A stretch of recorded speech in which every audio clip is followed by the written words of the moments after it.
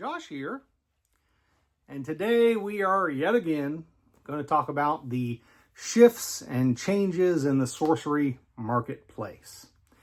Now, as usual with these videos, these are just the things that I have personally detected, and also that some individuals have sent along to my messages and have said, hey, did you notice this or that? And I've incorporated them into this video. I will say there are two forces, I think, right now that are driving these changes in the marketplace. The first are people who are expecting that sorcery is going to grow, and therefore, because of that demand, prices are going to go up. So they are looking at certain playable cards, and they are purchasing those in the expectation that they will be able to turn a profit in the near future because of Gen Con, because of the Star City Games events, because of the impending release of Dragon Lord and Gothic. More people are going to be coming in. They're going to, especially if they're brand new, need these cards, want these cards. And so folks have decided to buy those particular cards for that reason, because they're staples or highly used. The other side of cards that are being purchased because, yet again, people think, oh, I should buy these now before they're more expensive, but because of the rule changes. So the rule changes that we have seen over this weekend have dramatically changed how sorcery is played. And so because of that, those changes, certain cards now, including one that's really good, was already good, now it's way good.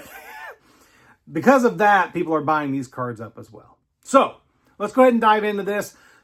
I'm going to start with the cards that are primarily being purchased because people are expecting growth. That's what I think these cards are. That's why they're being targeted.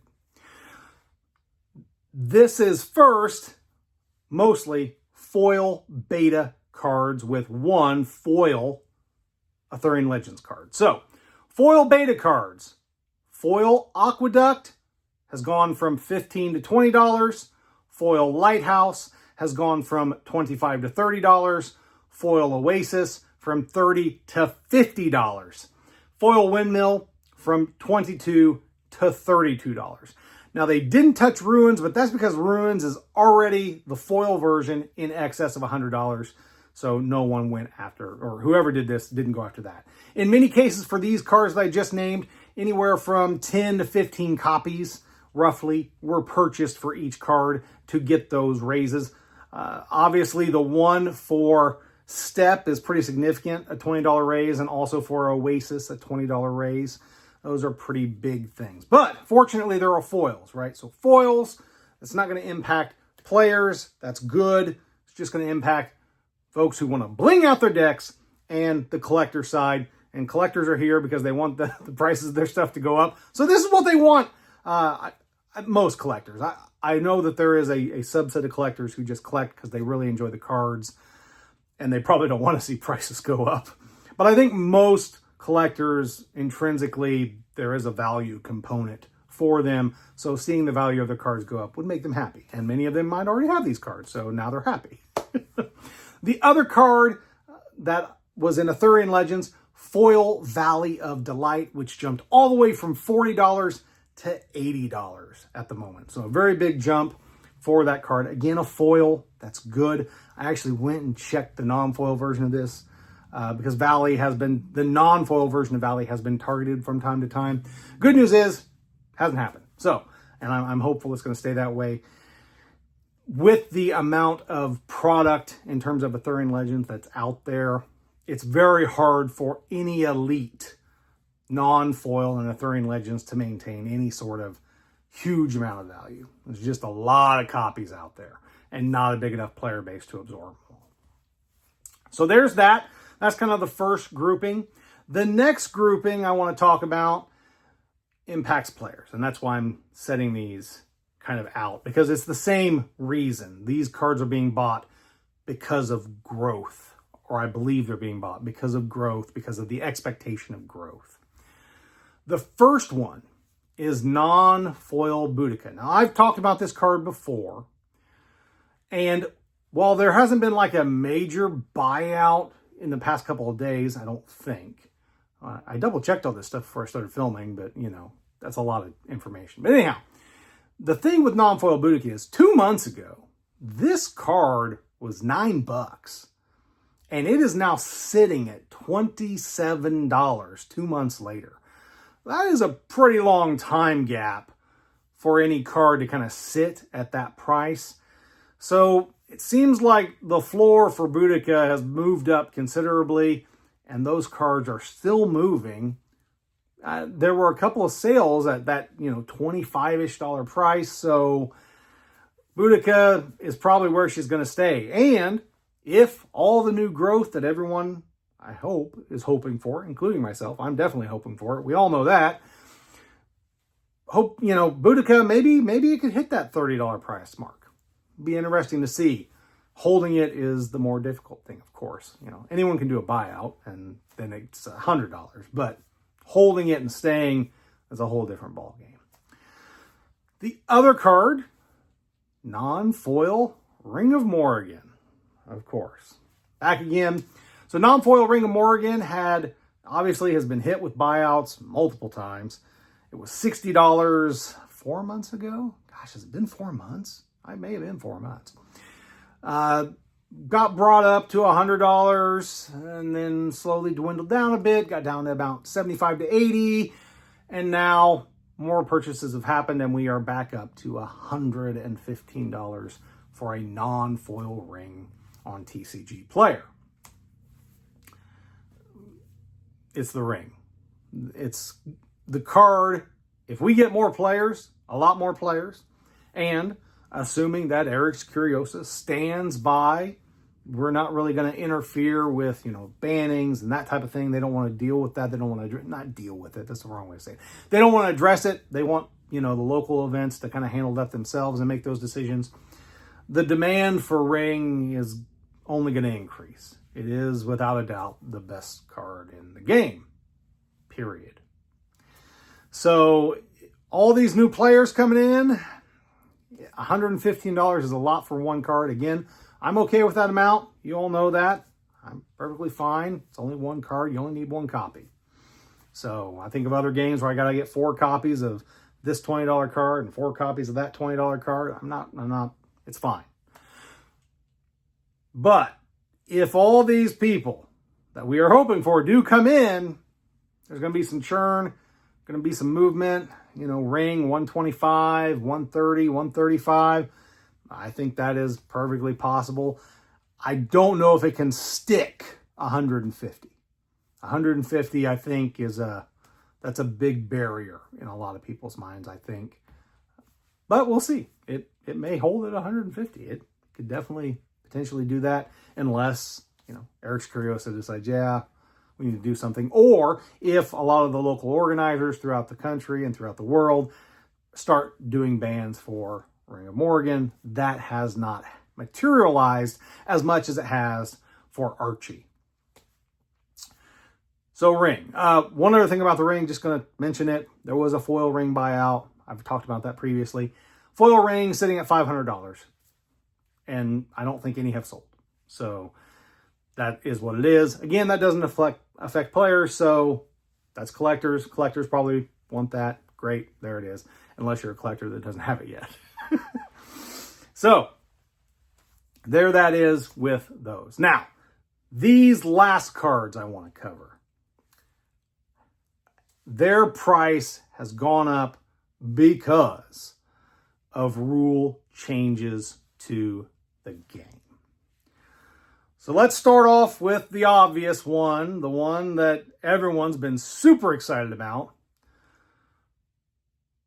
Dapperil Vampire.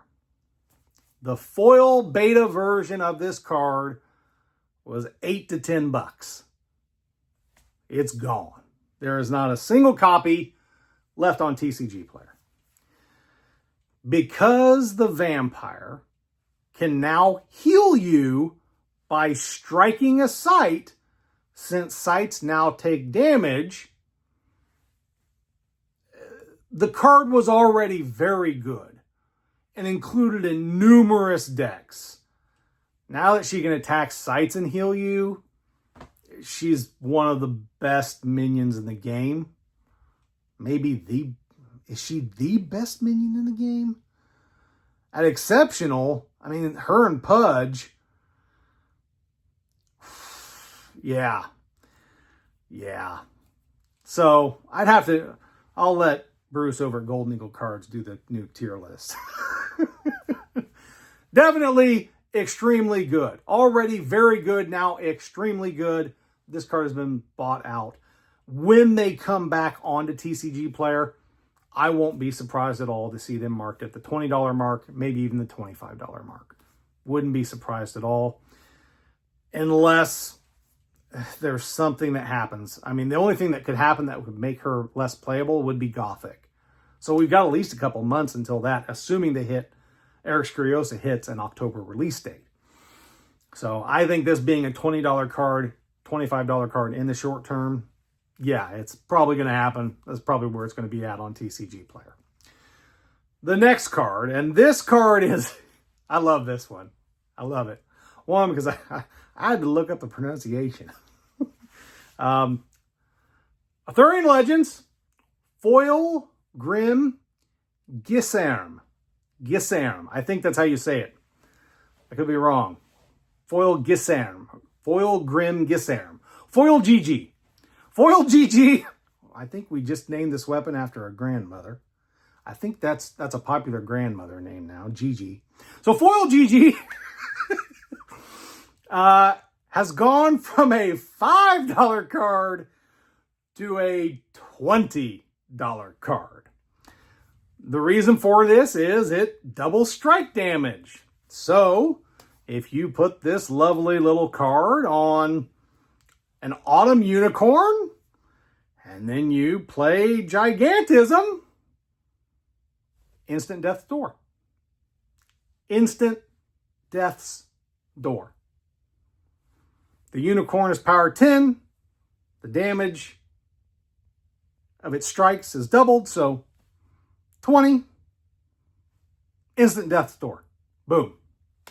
And other ways to use it, right? Like, this is the one I'm kind of excited about because I use this silly card. Overbearing Bailiff. Overbearing Bailiff. You give him this, Gigantism him, and then you use Postern Gate. I mean, I think it's funny. I think it's hilarious.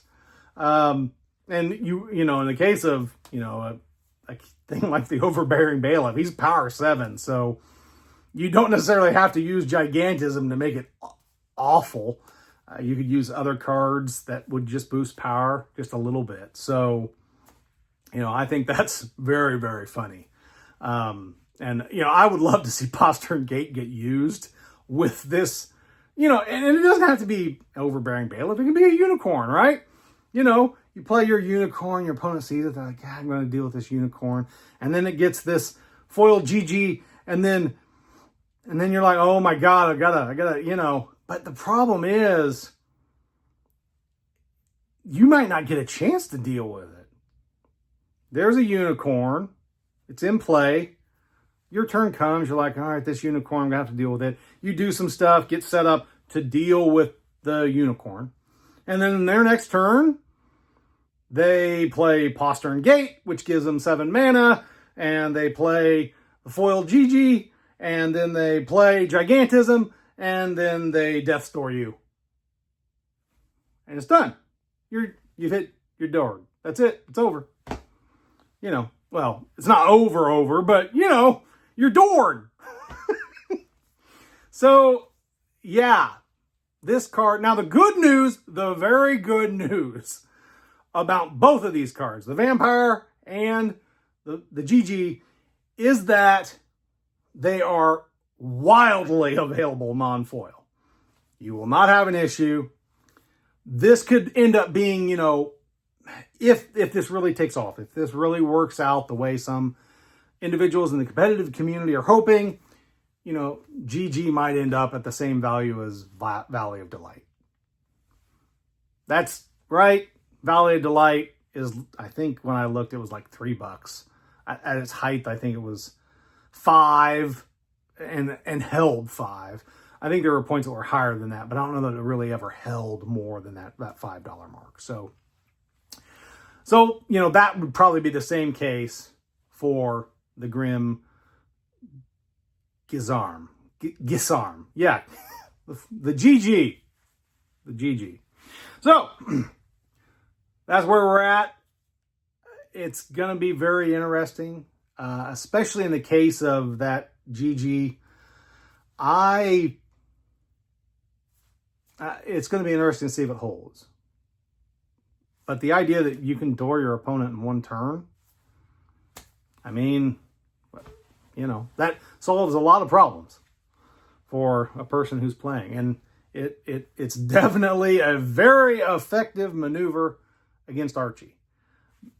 The thing with Archie is you need to be able to door him quickly so that he cannot access his divine healings and heal up to 14 or 21, you know, all his antics, his eggs, and all that stuff. So, with this card, a Power 4 minion and a Gigantism, that's it. Boom. I know Gigantism's unique. I know. I get it.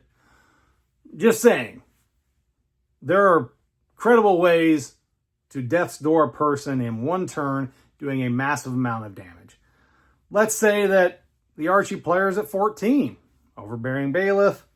This thing, hit him for 14 on Postern Gate. Death's Door. So massive amounts of damage that you can deal to door somebody who has a lot of healing.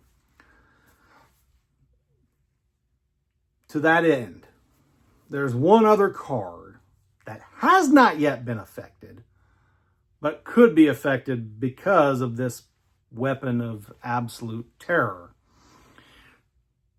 Golden Harp. Golden Harp limits all damage nearby to 2. So you give that to your avatar, it's going to allow you to protect a block of an area. But the thing is, like I said, if your opponent uses Postern Gate, the effect of Golden Harp doesn't help. So I don't know if Golden Harp is going to... It is a good way to potentially counteract it because people aren't going to be playing Postern Gates left and right, I don't think. So, you know, most people are going to be attacking. But even then, you're going to... If you want to make sure that Golden Harp can fully protect you, you've got to really limit your play area. And because of that, especially in the case of Archie, that means you ain't getting the Crater Eyes. So that's a big problem for Archie, which means there's going to be some risk no matter what. Positional stuff. And we all know positioning in Sorcery is incredibly important. It is, without a doubt, the reason that the game is so much more complex than so many other TCGs out there. So, Golden Harp, could it be on the rise too? Maybe. I don't know. Be interesting to see. I think that's it. Did I hit it all? Yeah, I hit it all. The big thing, the funny thing, in my opinion, is the Grim Gisarm. I think that's hilarious. I love it. I love it when a card out of the blue turns into some amazing thing. I just think it's funny. It feels like Sorcery, too. It's like, what? It feels like Sorcery. It really does. And, you know, if you played enough Sorcery, you know, some really bizarre and entertaining things happen on that grid. So, in the same way, for me, having a card that nobody used turn into like, oh, this is how you Death's Door your opponent from now on. I think that is absolutely hilarious, and I absolutely love it.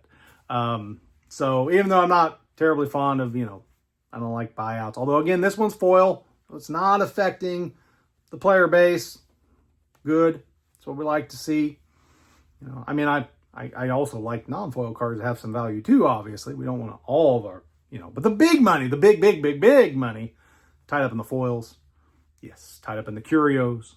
Yes. That's what we want. That's it. That's it for today. We'll see what else comes. Man, news cycle is moving so fast in Sorcery now. Back in February, I was posting a video about there's nothing happening. There's nothing happening. And now I feel like I'm making a video every day. So that's it. Oh, news just came through. If you are going to Gen Con and have not gotten your 4-day badge, they're almost sold out. So if you have not purchased your 4-day Gen Con badge and you intend to come all 4 days, you better get it. They are expecting a sellout. Make sure to get your Gen Con badge now before they are gone if you plan on coming. That's it. We are only 2.5 weeks away from Gen Con. Thrilled for that. Things are really starting to wind up. A lot of things happening. It's going to be good. I think Gen Con is going to be fantastic for Sorcery. I can't wait to be there with all of you, community, having a great time, playing Dragon Lord. And yeah, it's going to be awesome. Cannot wait. As always. Keep on contesting the realm!